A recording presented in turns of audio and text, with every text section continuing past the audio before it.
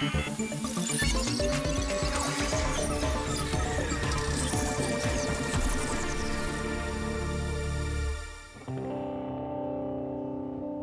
2016, the Indian gaming scene in general was still on the up and up. Back then, esports essentially meant going to your local gaming cafe, winning 2,000 rupees, and that's your weekend done. Historically, Indian teams have never done well in international tournaments. Most of them lost with embarrassing scorelines. One of the reasons that the Indian scene has always been sort of self-contained, and then you couple that with purchasing power in a country like India, not having access to performance machines. We really had to import expertise. Optic gaming was essentially the embodiment of every bedroom gamer's dream.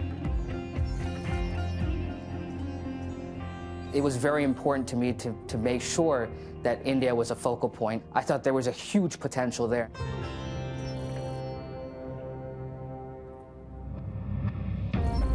Counter-Strike's a first-person shooter. One of the biggest esports on the planet with a legacy of over 20 years.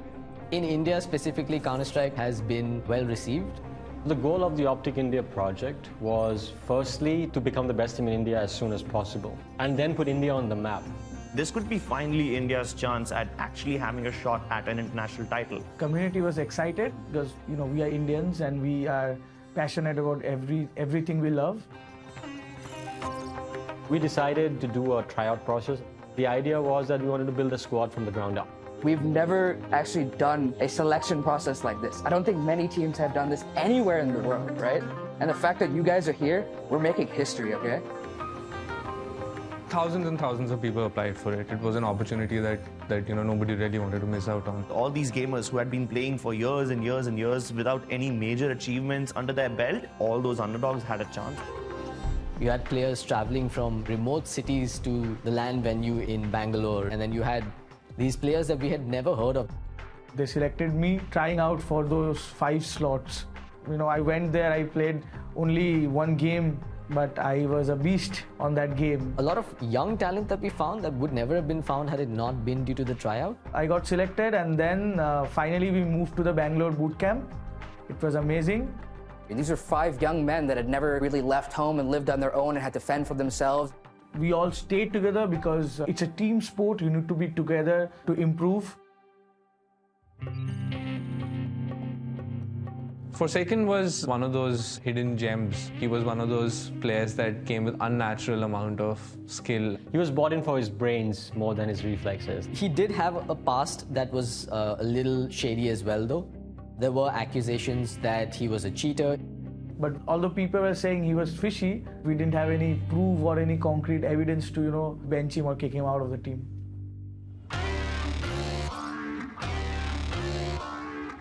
One of our biggest events coming up was one tournament in Shanghai. We had to qualify in India first. They went out there, they won the tournament quite convincingly, and all eyes were on Optic, like, hey, these guys have some stardust that it's sprinkling on their players that's working. Finally, you have qualified for the ESL Pro League Season 8, right? And then we got the flight to Shanghai. It was the first time the players were flying international. They were, going to this big tournament, and everything was on the table, right? We were representing India now. The Zawi tournament is one of the best opportunities for Indian teams to compete against the best Asia has to offer. 3, 2, 1, let's go! We played Vietnam, must-win game for us.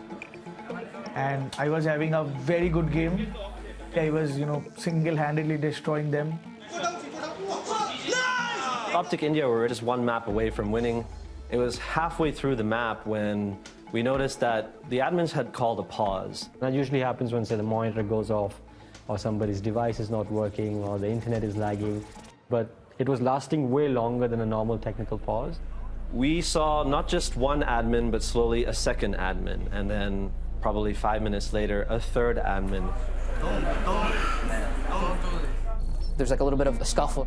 At that point in time, we kind of knew that this was not going to end well. Holy I was like, this is real. This guy, this kid, my player, has been caught cheating. And everything kind of just went black. He cheated while representing one of the biggest orgs in the world, while competing in one of the largest tournaments in Asia. It is quite a 1 in a million kind of incident.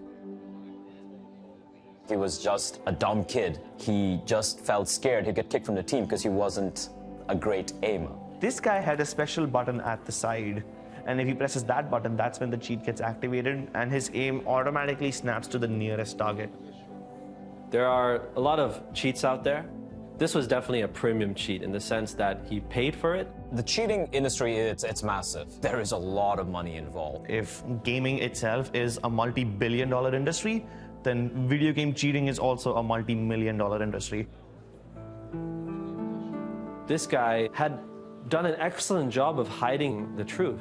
He not only hid it from his teammates, but everybody. He fooled everybody. That was really, a kick in the gut for all of us. The entire team had to be disqualified, and emotions are running really high. All the players, all his teammates felt extremely betrayed. I was crying the whole time holding the Indian flag. And I don't know what to do, what to say. I'm feared till this day this might happen again to me.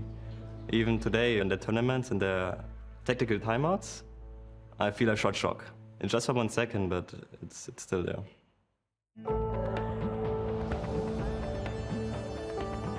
It was like the perfect storm. Back at home, everyone was furious. Indian audience is one that loves passionately and hates passionately. There were conversations of beating him up at the airport. There were conversations of how he had disappointed the nation. There was also a lot of racism and hate thrown towards the Indian players. Him and his team were disbanded.